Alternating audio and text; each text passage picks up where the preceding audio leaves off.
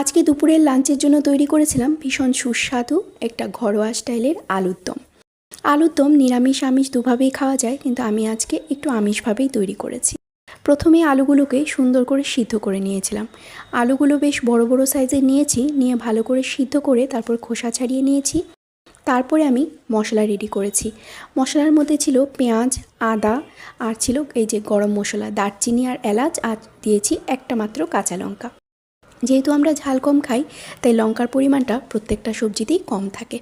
তারপরে এই যে কড়াইতে তেল দিয়ে সুন্দর করে বাদামগুলোকে ভেজে নিয়েছি। বাদাম ভাজাটা তুলে নিয়ে তারপর কড়াইতে মশলাটাকেও তেলের মধ্যে সুন্দর করে কষিয়ে নিয়েছি। মশলা কষানো হয়ে যাওয়ার পরে আগে থেকে ছুলিয়ে রাখা, কেটে রাখা সুন্দর করে আলুগুলোকে দিয়ে দিয়েছি। আলুগুলো যেহেতু আগে থেকেই সেদ্ধ করা আছে, তাই আর সেদ্ধ করার কোনো ভেজাল নেই। শুধু হালকা একটু কষিয়েই আমি দিয়ে দিয়েছিলাম জল। আমি কিন্তু আলুগুলোকে ভাজিনি। আলুগুলো ভাজা হলে আমার হাজব্যান্ড বেশি ভালোবাসে না, তাই আমি এভাবেই রান্না করেছি।